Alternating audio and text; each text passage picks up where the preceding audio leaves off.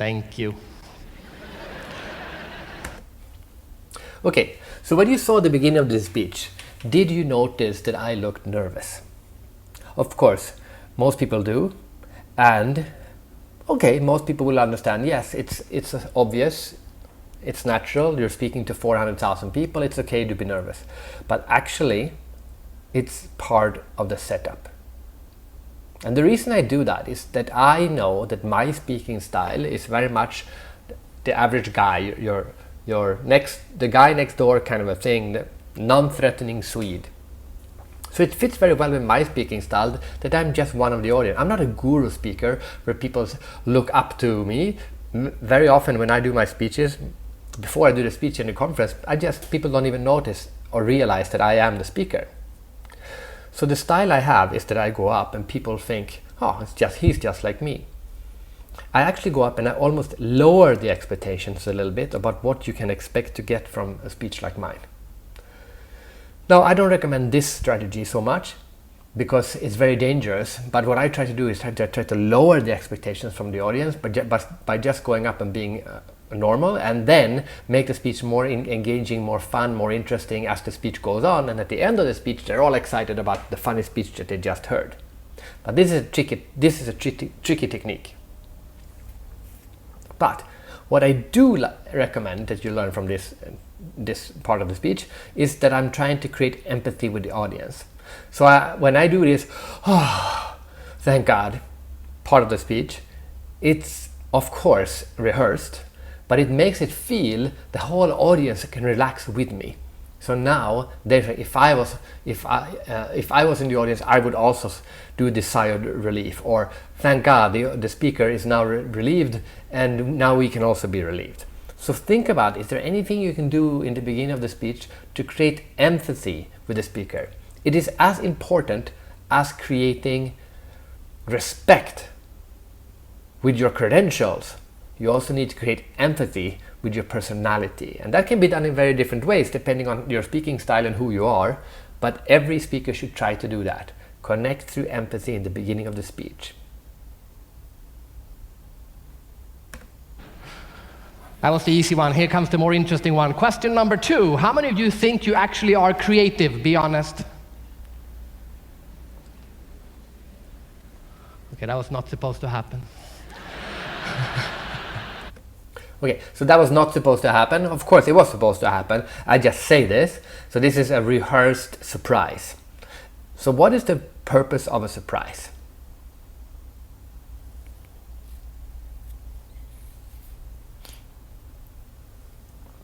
People love surprises. People love to basically, actually, a speech in one aspect, the only reason you give us a speech is that you somehow surprise the audience by teaching them something that they didn't know before. So you should always try to enforce some kind of a surprise element in every aspect of your speech, if possible.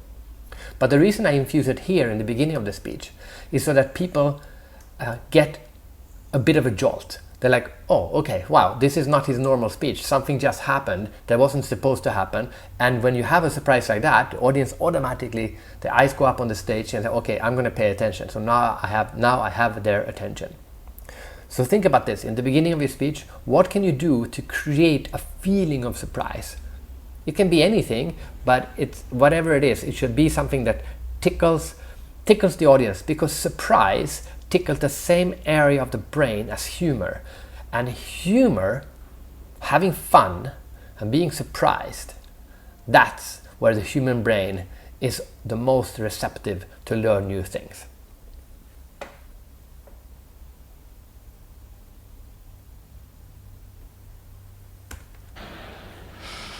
All right, question number 3. How many of you think that your company or your organization is doing enough to develop the creativity of its employees? Doing enough? All right, back to normal. All right, so enjoyment is contagious.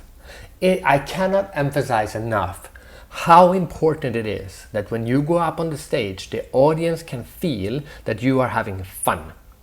Fun, not necessarily fun as in laughing, but fun in an authentic way, as in this speaker really wants to be here. The number one killer of audience engagement and audience interaction and audience interest is when the audience member feels that A, the speaker just goes up and does the same speak for the 1000th time, or 2, this might as well just be a video recording, or maybe then C, the speaker doesn't want to be here, or the speaker is not happy to be here. A lot of the preparation of mindset that I do before I go up on the stage is to remind myself to be grateful for the fact that I can be on the stage, be happy that I am where I am right now, and be joyful with the message that I'm going to spread to these people, and how happy I will be at the end of the speech when the audience has finally gotten the message from me as well, and when they are so happy that they've heard me. Cannot stress this enough. If you are having fun, the audience is having fun. So make sure that you have fun.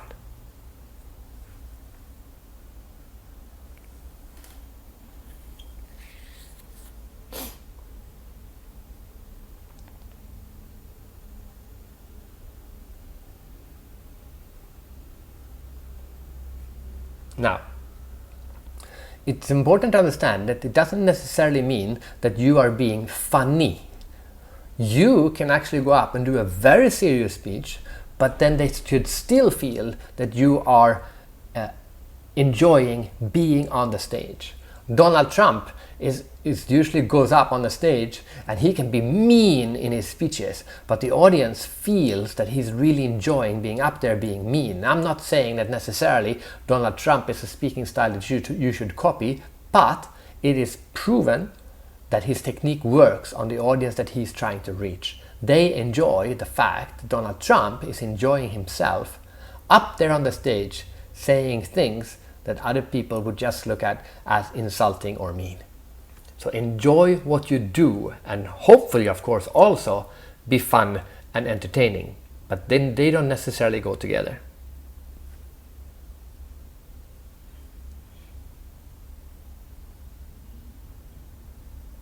So, now think about this from your perspective. What is it that makes you enjoy being on the stage so much? Is it the audience engagement? Then do more audience engagement. Is it that message that everyone needs to hear? Then focus on the message. And how, second of all, how can people feel that you are enjoying yourself? Because some people are introverts, some people are extroverts, some people speak with their eyes, some people speak with their body.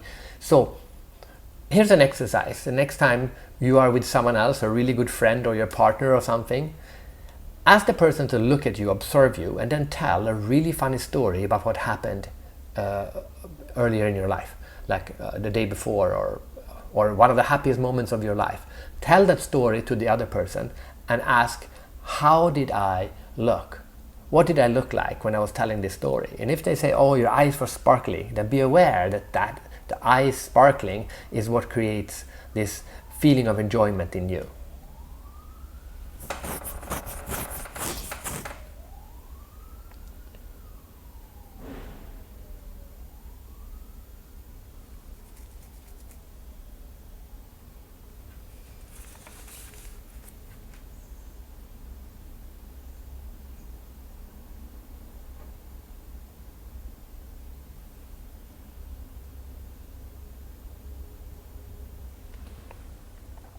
Asked these 3 questions more than 2,000 times in more than 60 different countries, and every time I go there. Okay, so let's talk about credibility. I think it's crucial for a speaker that early in the speech build credibility about why the audience should listen to you and why you are an expert. And I define expert as someone who knows more about the audience, about the topic. I started speaking when I was 27 years old. I had no experience of corporate work. My only job before that was working in McDonald's. So how could I become one of the most booked keynote speakers before I was 30 years old? Because in the early 1990s or the mid 1990s, I had studied, I had written a university thesis about internet and marketing that turned into a book. For 10 weeks I had studied the internet, and that meant that I knew 10 weeks more about the internet than almost any other business person in Sweden did. So I could go up to an audience and I can explain the internet to them because I knew 10 weeks more about the internet than they did. So the definition of an expert, you know more than the audience. And if you are a beginning speaker, or if you don't feel you have so much experience, just try to find audiences where you know more than them. In the beginning, you might have to start speaking for university students, or for kids, or for people who just started working in a company. New hires, whatever it might be, just make sure that you know more generally on the topic you're speaking about than the audience does. So now you know you're an expert, as in you know more than the audience. Now how do you communicate that to the audience in the beginning? And of course the correct answer here is you don't. You get the MC to give you all the credibility, but in a condensed form. But you need to infuse something. So I usually add a little bit, and I do try to do that so that when I introduce my credibility, I do it in a relevant way. So in this case, I talk about how I have studied creativity in over 65 countries, and now I'm going to compare the answers in the survey that we just did with the response that I have gotten in all of these different countries. So I'm introducing my credibility. I have spoken in 65 countries, but I do it because I want them to feel that I can now compare their results to the results that I have gathered from around the world.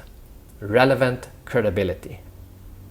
Relevant credibility, and credibility communicated in a relevant way. Also remember that no one likes to listen to someone who brags, and it's always a balance between explaining your credibility and your credentials or just simply bragging. A good way to get around it: smile, be humble, and make sure that your credentials are presented in a relevant way. Every time I go to a country, every time I go to a company, I ask it because I want to figure out what is the approach that leaders have to creativity. So let's see how you compare to other groups. First question, is creativity important in your job? Yes. Everyone says yes. I knew you were going to say yes. Everyone always says yes. Even accountants say yes.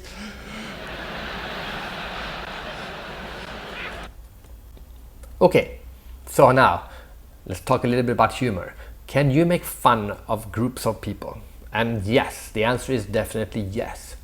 But you have to be careful because every group reacts differently to humor. So the reason I put in this joke here about accountants is because accountants is an easy target when you talk about creativity, because people know that creative accounting is a negative word in the accounting world, and they do that connection in their head when I say even accountants.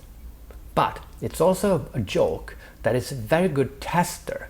I call it like it's like a humor test on the audience. If they don't laugh at this accounting test, I know that it's going to be a tough audience, and I know they're not going to be. They're just an audience who doesn't laugh so much, because it's not a great joke, but it's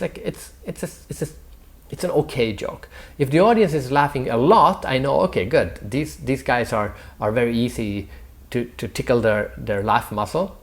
So do that in the beginning. If you use humor in your speeches, and I think you should, if you do, put in a test balloon in the beginning of the speech to gauge the level of humor that is in the room at this moment. Because there's only one way to find out if jokes are going to work or not, and that is to try them out in the beginning to see where the audience is.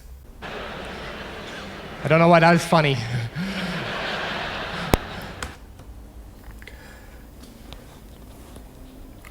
So this is what I call a deflection.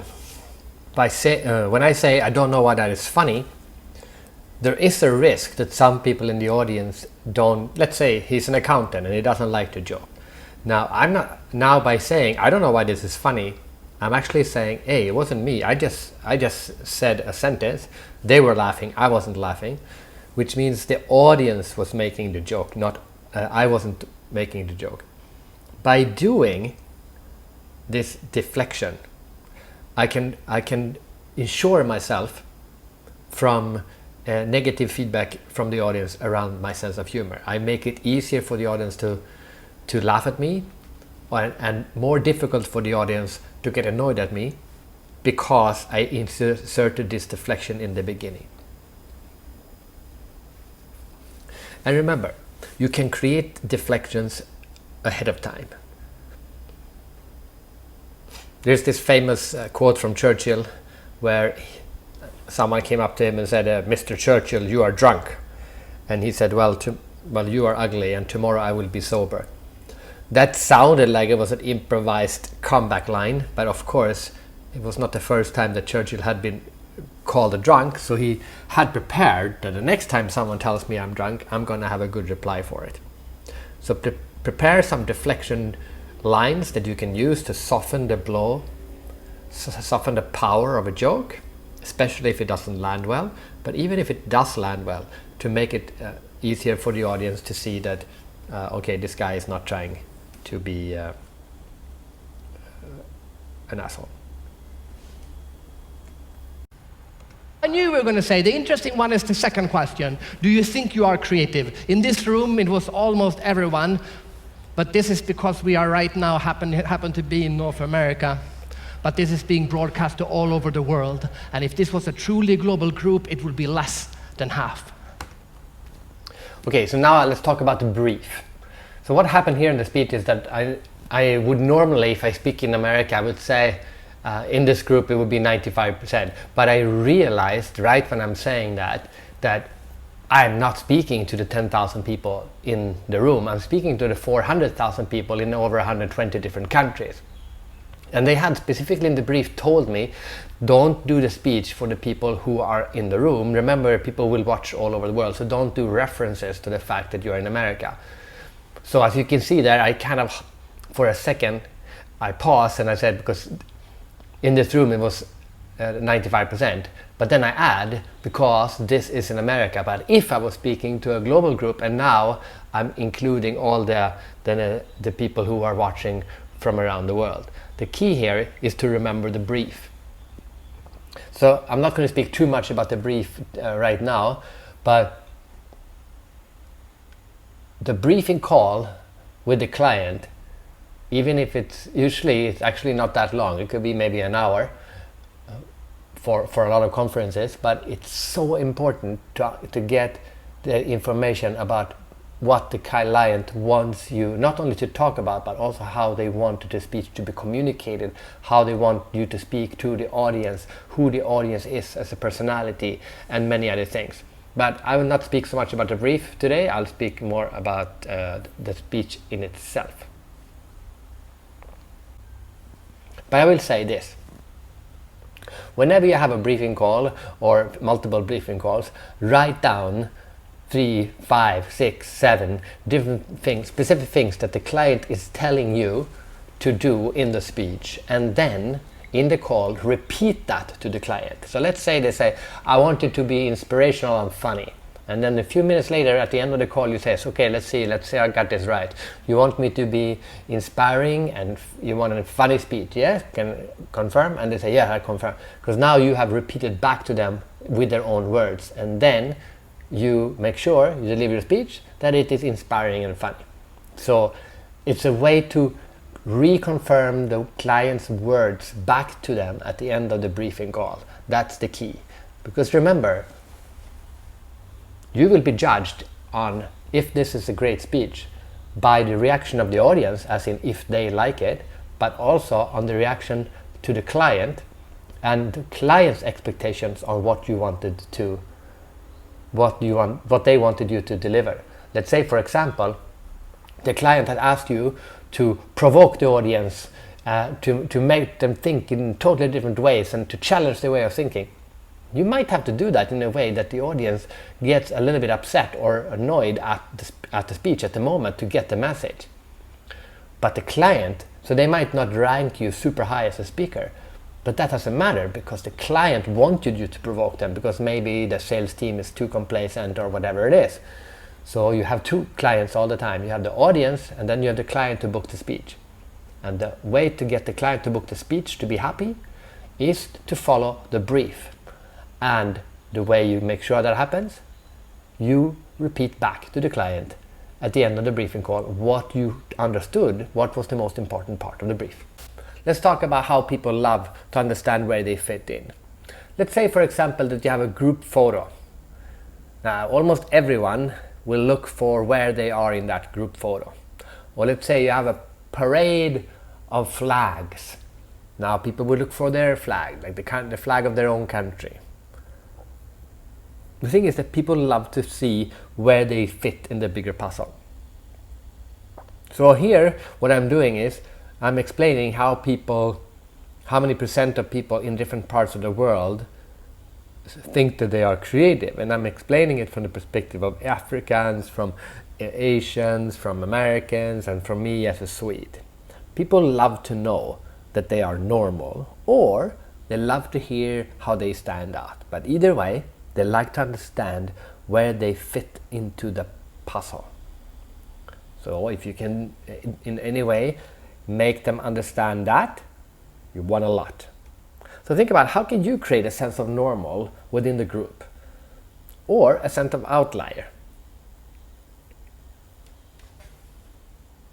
In Europe, we tend to think that we are slightly more creative than the average person.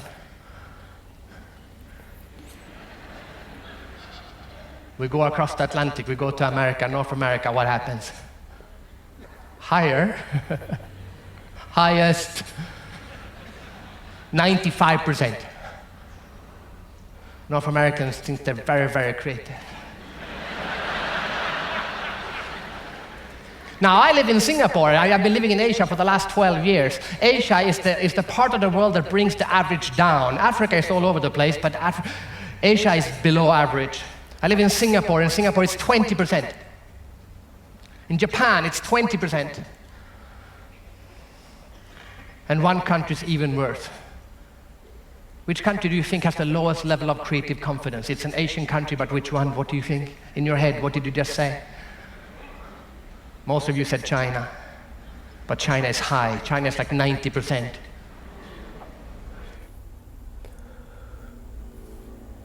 Of course, here I'm speaking to 10,000 people, so I cannot have someone just scream out the answer. So instead I do, what were you thinking in your head, making a rhetorical question. But if this would have been a smaller group, maybe 100, 200, 500, someone always or almost always screams out China when I ask which country in Asia do you think has a low level of creative confidence.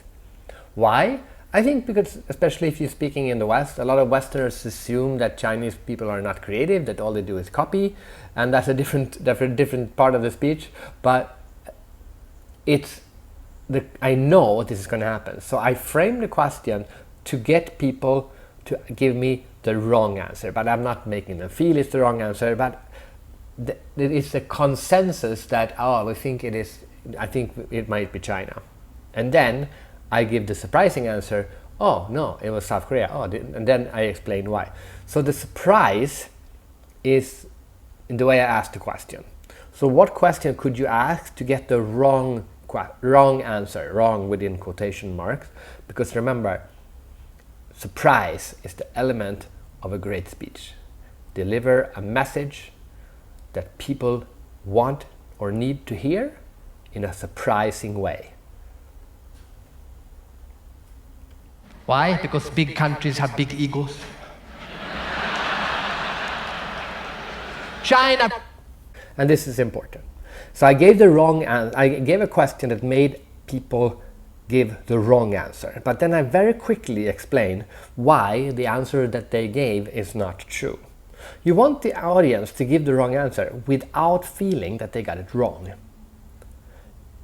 And if they were wrong, you want them to learn as quickly as possible what the correct answer is. So in their head, they're thinking, well, I almost got it right. So I'm very quickly, I get them off track so that they lose balance, so to speak. They mentally lose balance, but then I very quickly bring them back again, and now we're on track on the speech. So you do it quickly enough, they don't feel bad for giving the wrong answer. Brazil, India, America all score beyond 90%. It's not China, it is South Korea. I know, it's a big surprise. Last time I was in South Korea, 300 leaders in the audience, and there were big Korean companies like Samsung and Hyundai. I asked my questions, is creativity important in your job? Nee! 300 Koreans said yes. So, let's talk about the clothes. As you can see, I am wearing a blue suit with some yellow highlights on them. Actually, now I've gone one step further. Now I have blue and yellow shoes. So why did I pick this clothes? Well, remember, I speak on creativity, but I speak about business creativity.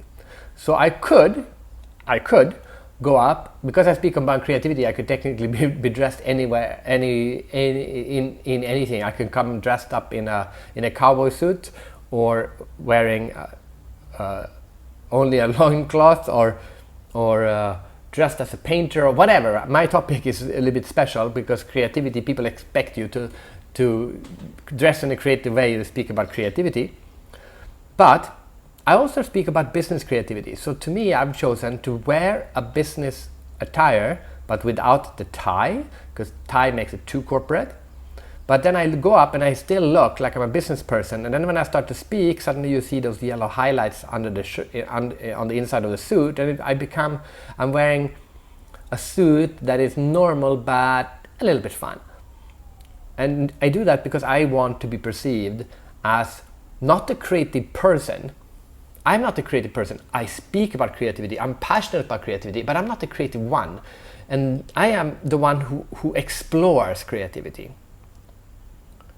I do that so that you, as an audience member, feel that you are like me. If I go up dressed too crazy, if I look like I'm the super creative person, there's a distance between me and the audience, and the distance might create a gap, a mental gap. So I want to look just like you, but with a little bit more fun suit than what most of the men are wearing, so that they feel, yeah, maybe I should go crazy and get a suit that's a little bit more fun than the one I'm having. Now, as you can see, it matches the background very well, because the background is different shades of blue, and I'm wearing a blue suit. If possible, and usually it is possible, ask the event organizer or the client to tell you what is the backdrop of this specific conference. What will be behind you? I remember, or just in the rehearsal, when you come the night before and you do rehearsal, you check it out. What does the background look like? I remember I was doing a speech for the global conference for Grant Thornton, and their logo is purple. So I went there, and the whole backdrop was just done in purple. So luckily, this was a speech in Singapore, so I was at home. So I could, the next day, I would pick in the morning. I picked a purple shirt that wouldn't make me disappear against the backdrop, but match the backdrop, so it's slightly darker purple than the purple that they had used, and it literally looked like I was part of the design of the stage. If you don't know what the backdrop will look, just look at the client's logo, because very often the backdrop will be in the same color or a matching color to the color of the logo of the client. So why is it important? You don't have to look like you're part of the stage, but it just makes it feel like you're matching the stage. And when you match, just like you wear matching clothes, so now you're matching the stage, and people feel relaxed and secure. That they're not going to say, oh, he or she picked the perfect suit for the stage, but they will feel like, yeah, the speaker belongs on the stage. Small, simple little tip. But then it also comes to how you dress. So you want to dress for success. What does that mean? It means that you dress like you don't want to be overdressed, as in you go to a party and everyone is wearing shorts and a t-shirt and you come in a suit. That makes you feel uncomfortable because you stand out too much. But you all definitely don't want to come to a party where everyone is wearing a suit and you come in flip-flops and shorts. So the trick here is to be dressed as the audience and slightly better. You want to be the best dressed person at the conference without anyone noticing that you are the best dressed person at the conference.